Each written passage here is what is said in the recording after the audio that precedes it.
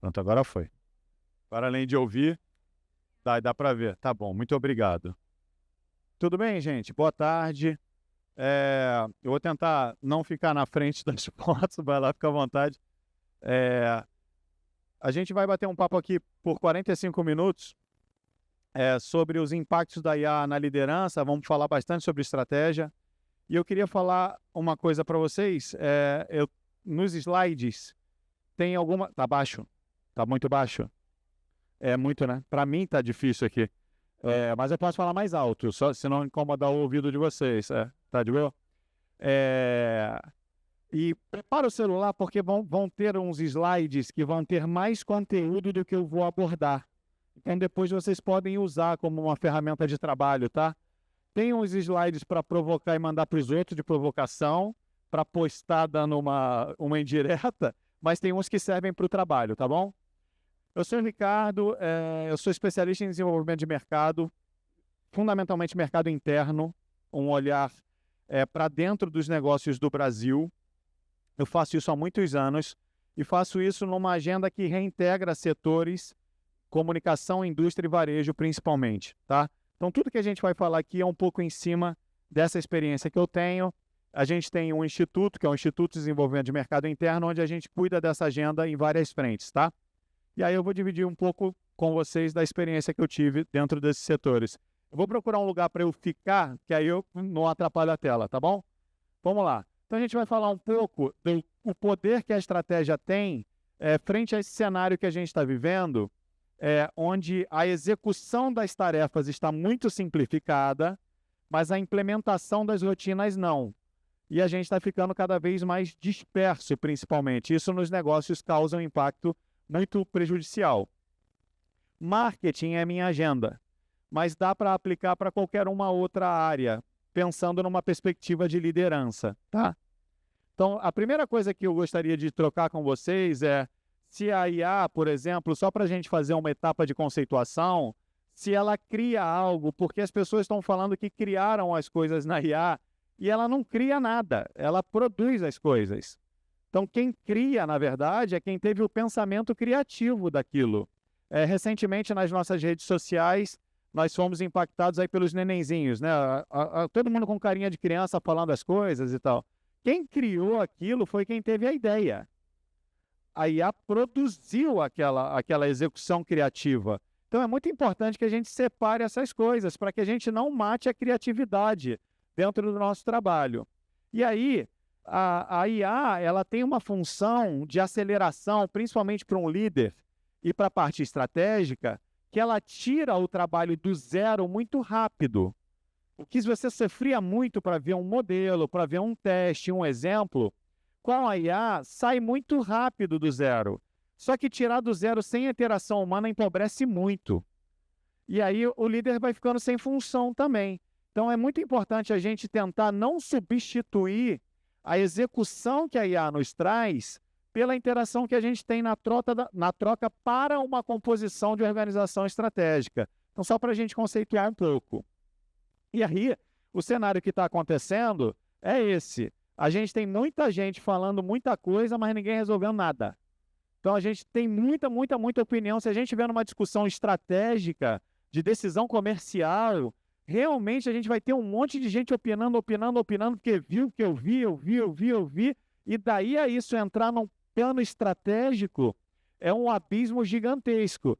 Então, para que a gente possa falar do poder da estratégia nesse sentido, e qual é o papel da liderança em frente a isso tudo, essa contaminação de ruídos é fundamental. Então, um dos grandes papéis do líder é amortizar esses ruídos. Assim, o líder sempre precisou de uma capacidade de escuta acima. Só que agora é ainda mais, porque ele precisa filtrar a escuta. E aí o que a gente está vivendo é essa fase de liderança, que eu chamo de adaptabilidade canalha. Na verdade, as pessoas estão adaptando coisas que viram com nuances de personalidade. Isso não é liderança. Isso é imitação.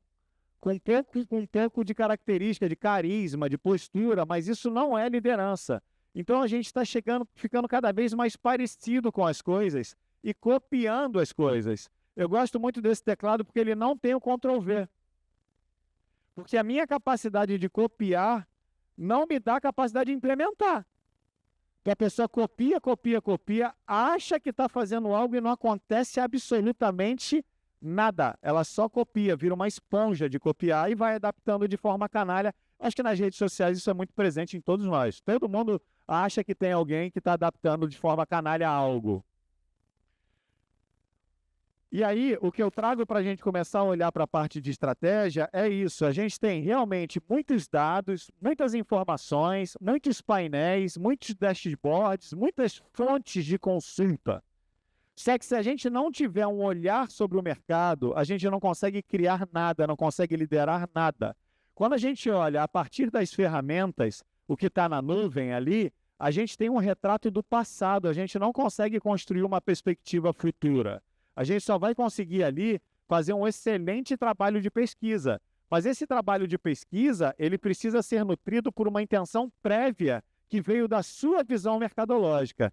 Seja qualquer que for o segmento que você atua, mas ele vai estar inserido numa atividade mercadológica. O pessoal do poder público estava conversando aqui. Eles estão num contexto mercadológico, é inevitável. Os produtos estão ali, a sociedade está ali, o crédito está ali. A visão de aplicação mercadológica é muito importante, porque senão a gente olha só para um pedaço do nosso segmento, descontextualizado da cadeia produtiva como um todo. E aí tem que tomar cuidado com essas fantasias criativas, porque os formatos, eles enfeitiçam. Então, quando a gente começa a criar para o formato, não de forma livre, a gente começa a fazer umas totalizações. E assim, pelo que eu estou olhando aqui, todo mundo tem idade aqui para já ter vivido uma totalização, que é o que vai acabar. Então, assim, foi muito séria a discussão que as lojas físicas iam acabar. Eu tenho 40 anos. Essa discussão, há 7 anos atrás, era extremamente séria. Vai acabar. E não acabou. Ninguém mais vê televisão. Hábitos que as pessoas vão construindo como se não existisse, porque a visão estratégica está baseada em exceções, em atendimento de demanda, não mais em capacidade de oferta. Então, a gente tem que tomar muito cuidado com esse ninguém mais e todo mundo agora, porque isso não existe. Não existe. E na maioria das vezes, numa discussão de composição estratégica, as pessoas colocam isso na mesa. Agora ninguém mais. Ou agora todo mundo. Isso não existe. Então, para a gente pensar estrategicamente, isso tem que ser descartado.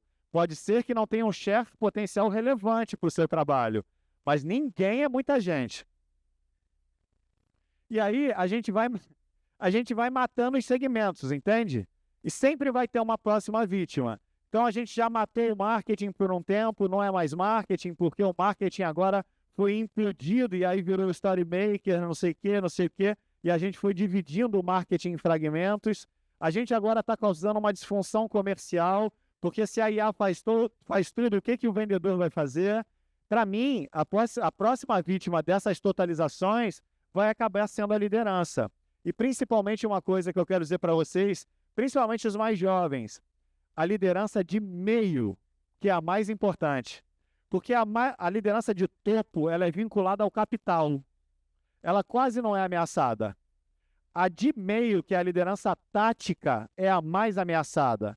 E aí é mais fácil alguém descer do capital para o tático do que você subir do operacional.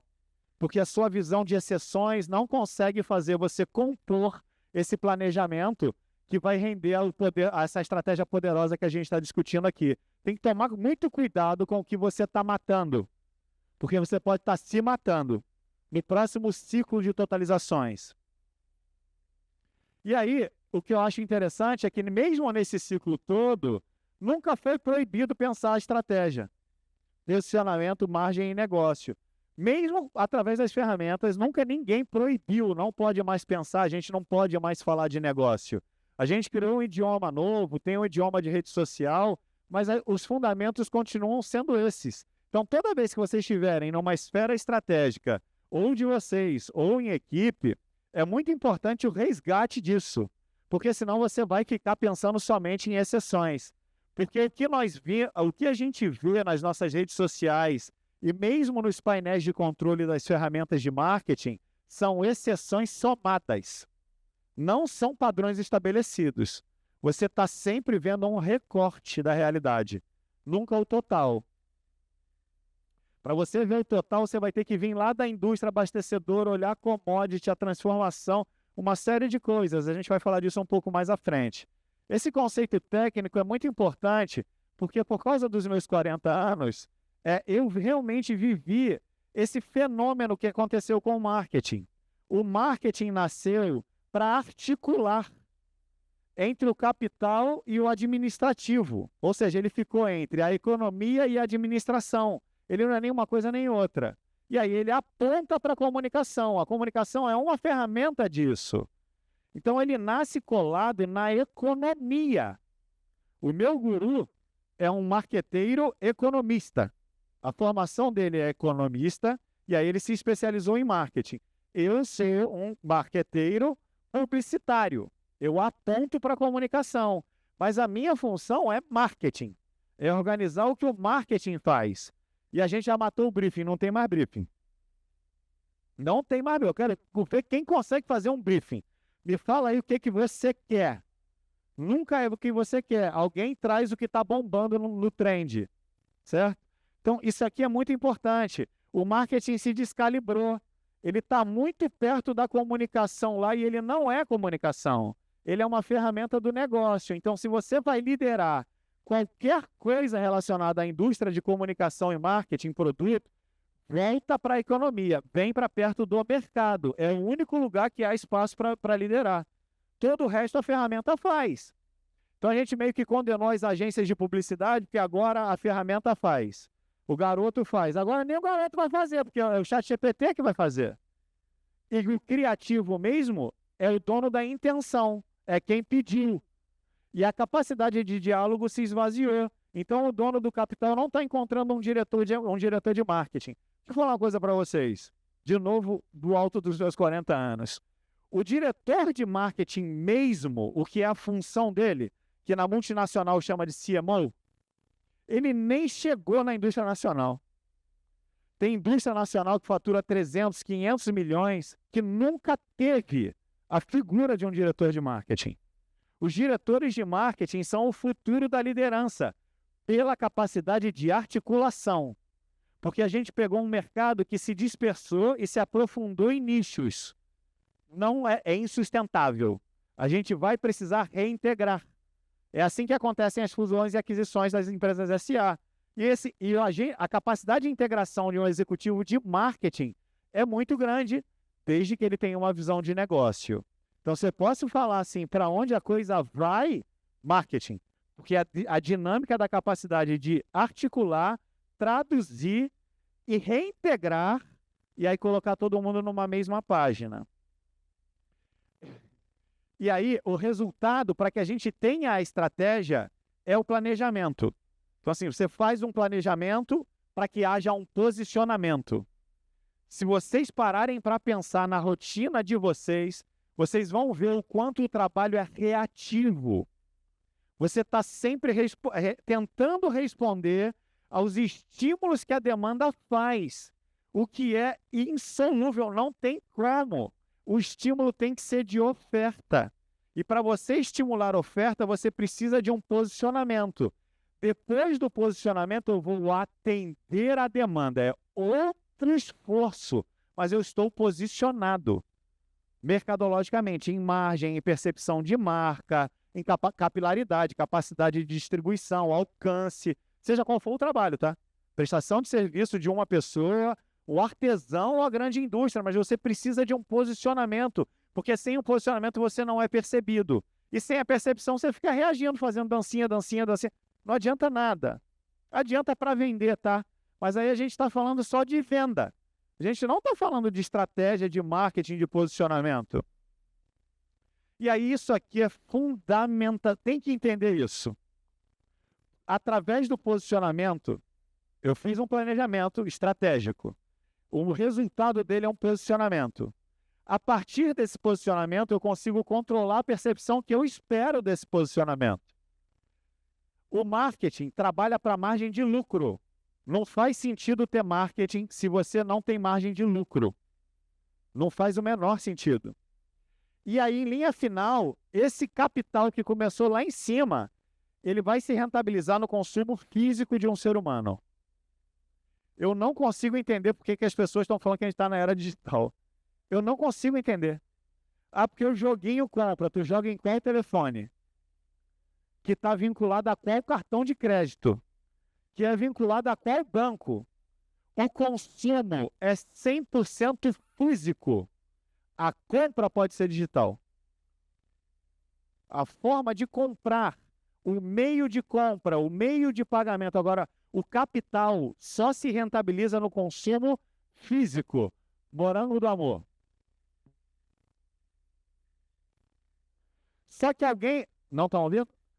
Tem que ter alguém comendo o morango do amor. E aí, se não fosse algum doido que falou, eu vou fazer o morango, a gente já está fazendo maçã até agora. O morango do amor é definitivamente o que eu estou dizendo. Eu tenho os insumos, eu vou transformar em produto, vou posicionar, vou causar percepção e vou empurrar. O que tem de gente comprando para não gostar, só para dizer que não odiou. Comprar. O morango, é só para eu tentar explicar que o que eu estou dizendo não é que é só Intel pode. Não é isso não. É qualquer estrutura de oferta. Aí se de repente numa reunião alguém falasse, eu vou botar leitinho, ninguém quer. Deixa eu ver se no Google se alguém quer. Claro que não quer, não existia. Não vai ter relatório para te mostrar se dá ou não dá. E aí o que aconteceu, principalmente na parte de liderança, é que a gente pasteurizou o feeling. Porque está todo mundo lendo os mesmos relatórios. Aí a gente fala o mesmo idioma, em cima dos mesmos dados. O máximo que a gente pode fazer é colocar nuances de personalidade. Cada um tem um jeitinho, um grita, outro fala baixo. Mas assim, um feeling mesmo, aquela perspectiva, a gente está trocando o dedo no pulso por olho no painel. A gente tem que sentir o mercado que a gente vive. Porque o consumo é físico. A gente reclama do médico que não encosta na gente. E a gente não encosta no nosso mercado. Vai tentar fazer através de um relatório? Não tem como. É impossível. Tem que tomar muito cuidado com os relatórios, com o dashboard, com o excesso de dados. A Dadoteca está ali. Eu acho mó barato. Muito bom. Agora, você vai usar como? Para quê? Ao que os dados me atendem? Eu sou cliente dos dados.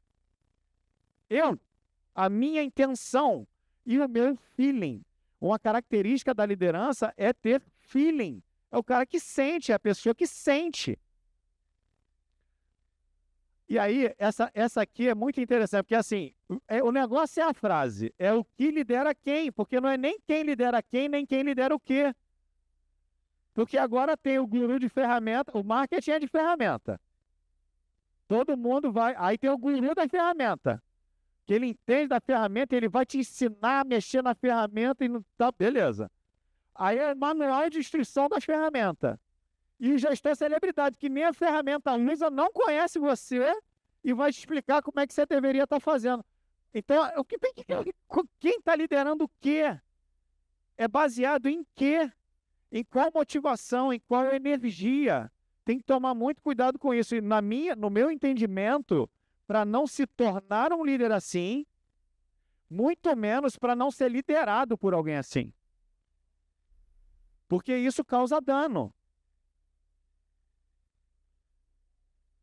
Eu não sei, a cadeira vai ficar na frente, mas o que está escrito aqui é o seguinte: repetir modelo não é liderar.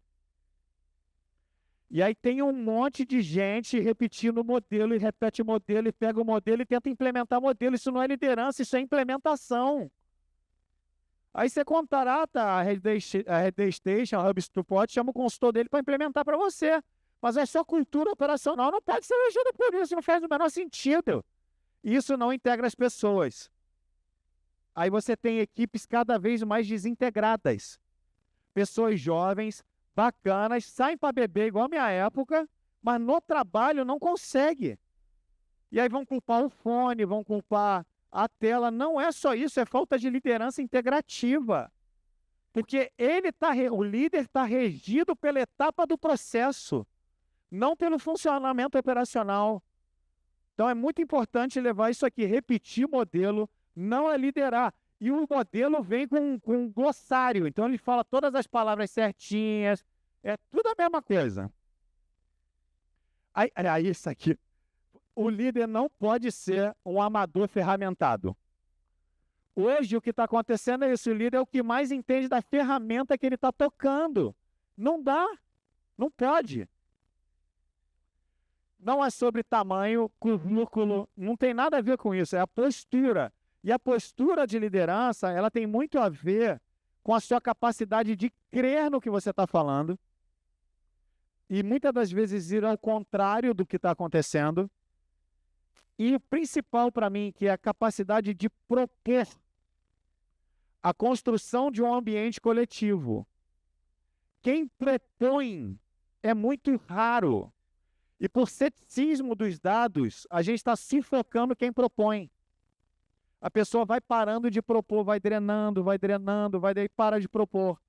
Eu falo uma coisa para mim que é assim, para mim gênio é quem propõe. E para mim toda criança é um gênio na arte de propor. Então assim, você está lá irritado, não sei o que, a criança vem com um carrinho.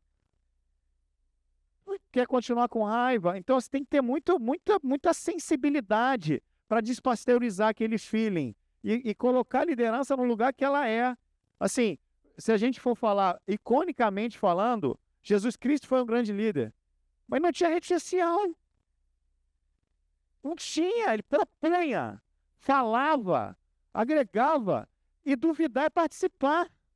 Tá tudo certo, não tem problema. Mas ele colocou. Não tinha uma ferramenta. O pai dele até usou para botar na tábua. Ele não. Isso aqui é o ponto mais importante. O líder, a partir da estratégia que está posicionada no planejamento, ele é quem faz a força origem, a força zero. Está todo mundo mudo, calado, cada um fazendo sua tarefa, e o líder consegue criar uma atmosfera coletiva produtiva para a coisa começar. É o zero, é a gênese da coisa. E aí o que a gente está querendo? Que um consumidor humano compre algo que a gente fez cada vez sem interagir mais. Não tem como, isso vai se refletir no produto. Deixa eu falar um negócio técnico para vocês que é muito importante. O mercado se divide em 3 grandes frentes. É quem abastece o mercado, que são todos os produtos curva A. É tudo que tem muito. É o abastecimento de mercado. Isso está na televisão, aberta. Não para. E existem os produtos extremamente específicos, que são os produtos curva C. São os produtos que as pessoas exigem, querem especificidades. Isso está no Instagram, na rede social. Porque quem aqui pegou a mulher do Paraguai? Que tinha perto de casa uma mulher que vendia coisa do Paraguai, gente. Ninguém. Eu tinha. Né? Pelo amor de Deus, sabe? Ela trazia as coisas do Paraguai, e aí você nunca tinha visto o negocinho de pescar o peixe, o relógio, agenda eletrônica, 50 lugares. É o Instagram, virou a mulher do Paraguai. É igualzinho o jeito que a gente explica os produtos. Porque esse produto faz isso, faz aquilo, porque é extremamente específico.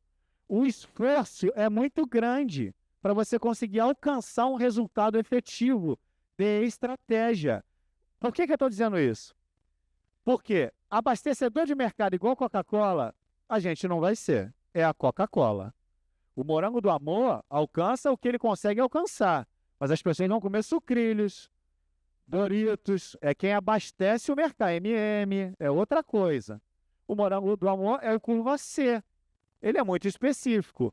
Mas tem o B, que é quem consegue ter volume. Só que quando a gente pensa a estratégia a partir do C, aí a gente faz 15 artes para ver qual que o algoritmo vai gostar mais. É um esforço operacional muito grande, geralmente para gerar volume de venda, mas pouca margem. É caro e cansa. Você se esgota de procurar argumento no mesmo item. Aí você vai trocando de item. Isso é zero estratégico. Zero estratégico. Isso é uma parte da sua estrutura de oferta. Então, qual é a ideia? Usar a ferramenta para empoderar o talento. O talento não pode ser pilotar a ferramenta. Eu sou bom para caramba. Não adianta. Se eu souber usar a talhadeira bem para caramba, mas não souber fazer uma escultura, não vai adiantar nada. Então, eu não estou dizendo que não é para usar. É para usar. Mas a gente tem usado para tentar ampliar possibilidades fantasiosas. A gente não podia... Escuta muito. Não, pô, mas se a gente... Tal coisa. Então, a gente vai aumentando possibilidades e vai deixando as viabilidades cada vez mais para trás.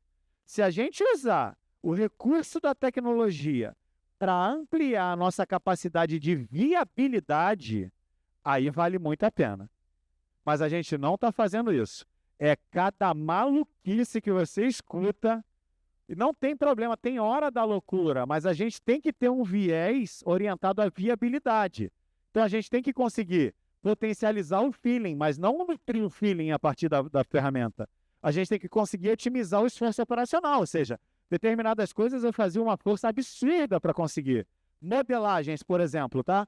No nosso instituto existem cursos. O conteúdo do nosso instituto é autoral, é a gente que escreve. Então, eu consigo usar a IA para, por favor, me sugira um curso com esse conteúdo, com esse objetivo, para esse público. Aí ela me dá modelado, esse é o autor do texto original, eu consigo criticar. Senão eu vou fazer o que ela mandou fazer. Se eu for fazer o que ela mandou fazer, o líder não sou eu, é ela. Então eu não tenho autoridade de condução da liderança. É o que está acontecendo. Porque o líder é quem conhece, é quem está no esforço. Eu vou falar uma questão para vocês. O William Bonner, do Jornal Nacional, ele não é só o apresentador âncora, ele é o editor-chefe. Ele passa o dia inteiro com as pessoas argumentando para ele se a pauta entra ou não entra no ar. Ele fala que sim, fala que não. A autoridade da fala está nele. E quem for editor-chefe com ele, a Renata também é, a Renata Vasconcelos. Então, eles passam o dia inteiro ouvindo os argumentos daquela matéria. Eles não sentam ali para ler o TP. Eles sentem a matéria. Dentro deles tem uma infinidade de argumentos. É que ele tem que fazer em 5 minutos cada bloco. Mas você entende o que eu estou dizendo? Senão você pega um leitor, ele senta e lê, senta e lê. Não é assim que funciona nem na comunicação. O líder é quem tem propriedade da coisa. E aí oportunizar novas formas de ofertar as coisas. Porque como a gente pode ampliar a nossa cadeia de oferta, não ficar se limitando ao que está demandado na rede social, por exemplo, se repetindo, né? Esse, para mim, é o principal. O líder é o cara que é capaz de sustentar a crença. Está acreditando, todo mundo vai duvidar, ele vai conseguir contra-argumentar. É o exemplo que eu acabei de dar. Vai para o ar, não vai para o ar. Não vai para o ar. Por quê? Por causa disso. E não é por imposição. Eu não pus impor a crença, é sustentar. Ele conseguir argumentativamente e envolvendo todos nessa estrutura para que todos façam força no mesmo caminho, que tem que ser o posicionamento. Então, o processo da liderança não é de geração de crença, é de sustentação dela. A gente realmente acredita no que a gente está fazendo? Sinceramente, isso nem discutido é mais. Se a gente está acreditando ou não está acreditando, já está fazendo. De ciclos em ciclos, janelas em janelas. Então, tem que ter coragem para interromper ciclos de downselling. A gente fala muito de upselling. Se você quer comprar essa televisão, compra melhor, não é? Só que a ferramentalização do pensamento de marketing está causando um ciclo de downselling espontâneo. Porque chega uma hora que esgota. Já não tem mais mercado para aquele produto tão específico, porque ele é de nicho. Aí você começa a descer o preço dele. E o consumidor não pediu desconto. Ele só não quer. Depois disso, você começa a fabricar produtos piores.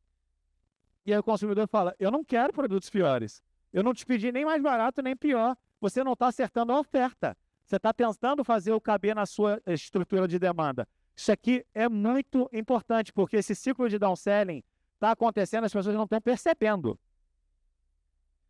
Ele tem que ter a força de desestimular o efeito do agente contaminante, ou se vou dar um exemplo, aquela lá de trás, tem muita gente falando muita coisa e ninguém resolvendo nada. Então você toma uma decisão, se posiciona, põe a estratégia no ar, começa o trabalho. Vai vir um. Mas eu vi que tal coisa, tal coisa, tal coisa. O concorrente, tal coisa, tal coisa, tal coisa. O outro player, ele tem que conseguir desestimular. Veja, não é na equipe, é mercadologicamente. Muitas vezes, quanto mais você comunica seu posicionamento, mais você desestimula quem te contamina. Porque ele é barulhento, mas ele não é competitivo. E aí, às vezes, você silencia o seu posicionamento. Ele tem que entender que a gente existe para atender todos os consumidores que querem e podem escolher. Existem esses consumidores. Parece que ninguém quer mais nada, que ninguém tem mais nada. Mentira! Tem pouca novidade de oferta. E a cadeia produtiva está baixando o preço de coisas sem a menor necessidade. Não é uma questão de preço, é uma questão de percepção. A comunicação é produto hoje. Porque hoje a comunicação é exatamente a mesma coisa que a embalagem foi há 30 anos atrás. É o meu contato mais próximo com o produto antes do consumo. Então não dá para pensar comunicação a partir da demanda. Ela tem que estar colada na estrutura de oferta, porque a comunicação é produto. O produto só termina quando eu estruturo a forma como eu vou comunicá-lo. Se eu paro na produção, chego até posicionamento, interrompo esse ciclo estratégico e vou olhar a demanda, eu já perdi o controle do meu produto. Comunicação é parte do produto. Mais uma vez, entra o cara de marketing aí para integrar vendas com o diretor de produto numa fábrica, por exemplo. Ele faz articulação. Porque senão o cara de vendas, ele impõe o que está acontecendo no mercado. Fala, não tem resposta, não está vendendo, eu chego lá, não entra. Se não tiver um posicionamento definido, você perde o posicionamento. Tem que entender que as coisas têm preços percebidos nas nossas mentes. Olha, pode parecer surpreendente, tá? Mas quando você olha determinados painéis de controle e vê por quanto está sendo vendido, vou dar um exemplo. Mercado Livre. Você vai subir um produto e aí você vai olhar mais ou menos por quanto ele está sendo vendido. As pessoas estão esquecendo que produtos têm um posicionamento mental na cabeça das pessoas. Antes de você fazer qualquer coisa, você pensa assim, quanto é um ventilador? Antes de olhar qualquer coisa para o consumidor, quanto é um ar-condicionado? Quanto é? Quanto é? Quanto é? Ali está a margem potencial. Os produtos possuem um preço percebido. E aí, se você vai usar a IA para aprofundar isso, ok. Agora, para te dar qual é o preço, você vai perder dinheiro. E aí, a única forma de sair desse ciclo é ter uma visão de oferta. Eu vim construindo isso aqui com vocês. A gente precisa olhar para o que vai ser ofertado, para o que nós vamos ser capazes de controlar a percepção da oferta, que haja produto curva B, que não é nem o A que abastece o mercado e nem o C que é extremamente específico, mas você tem que ter uma mentalidade de curva B. Então, se não conhece, não domina, pesquisa. Que o trabalho tem que posicionar um mix máximo, não pode ser num item só.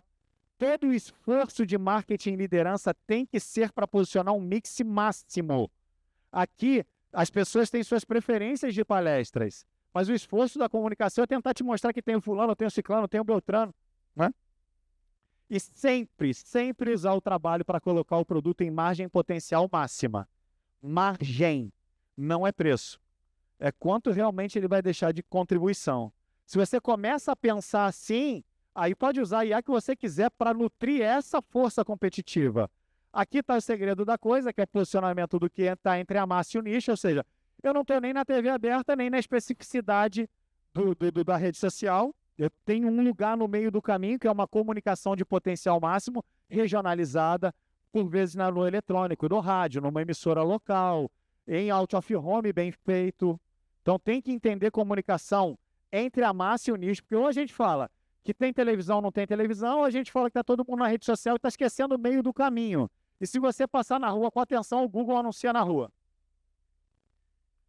Aqui que é o ponto que eu acho que quem quiser depois olhar, tira a foto porque vai ter que pesquisar. Eu não vou conseguir decorrer tudo. Mas o importante é que a partir da intenção que o negócio tem, você consiga atender esses atributos. Aí, gente, vocês podem consultar a IA que vocês quiserem para buscar essas respostas. Não tem nenhum problema. Mas a adaptação desses conceitos ao trabalho que vocês fazem está na mente de vocês. Testa. Vai trazer uma força competitiva muito, muito, muito maior. Se você tiver tudo isso baseado, o controle é seu. Esse é o trabalho de liderança, conseguir fazer isso acontecer. Eu tenho que ter um roteiro de oferta intencionalizado comigo. Eu pretendo que seja ofertado de tal forma. Todos os desvios eu vou exercer liderança. Está acontecendo, não está acontecendo, eu vou buscar. Vale a pena debruçar nisso depois. A ideia é que se você não lidera para desenvolver, você não lidera. E a ideia é que você consiga liderar para fazer isso. Construir um clima comercial, trabalhar tudo que desconto não paga. Toda vez que o vendedor vier e pedir desconto, com desconto não há liderança. Nem trabalho de marketing. Para dar desconto, vai todo mundo embora, dá o desconto e baixa o preço e acabou. Só que fizeram isso com as lâmpadas, não adiantou. A lâmpada ficou R$2 e não adiantou nada, porque é um produto que não tem essa elasticidade. Tem que haver liderança. O que a sazonalidade não vende, no inverno vende chocolate quente, está aí o resto do ano. Proteger a atuação comercial, mostrar que nós somos agressivos porque a gente acredita na coisa e elevar o nível de interesse das pessoas. Eu acho que o grande ponto do líder é conseguir tornar todo mundo mais interessado em tudo aquilo que está ao redor da estrutura de oferta. Esse é só para fazer uma finalização, a gente tem no IDMI esse slogan de a gente ser inconformado com o que não está feito, e eu queria ter a oportunidade de dividir com vocês uma visão que é, tudo que a gente faz tem que buscar um impacto social produtivo. A gente só tem esse caminho para fortalecer tanto a nossa economia quanto a nossa sociedade. O impacto social produtivo. A gente precisa botar o jovem dentro da cadeia produtiva. A gente precisa desbloquear capital inerte dentro da cadeia produtiva. Então, a gente tem que pensar social, mas o alcance do social só se amplia se ele for social produtivo. Todo mundo consegue perceber que quanto mais comercial é um bairro, mais seguro ele se torna. Se ele for perdendo a força do comércio, mais inseguro ele vai se tornando. Então, nós temos que ter uma visão de impacto social produtivo. Essa é a grande função da liderança no futuro. A ideia é que a gente faça o trabalho e não mais sejamos guiados pelo cabo de aço, né? Sempre para controlar a percepção, proteger o capital produtivo, que é o gerador de empregos, é quem arrecada o imposto que vai gerar distribuição de renda, ampliar a mix e potencializar a margem. E aí eu fico por aqui com essa frase, a inércia de quem pode é a trava do mundo. Toda vez que cada um de nós deixa de fazer o que a gente podia fazer, o mundo de alguém trava. Trava e trava mesmo. Então, que nós não sejamos inertes. Muito obrigado pela atenção. Quem quiser falar comigo aqui fora, tá? Obrigado.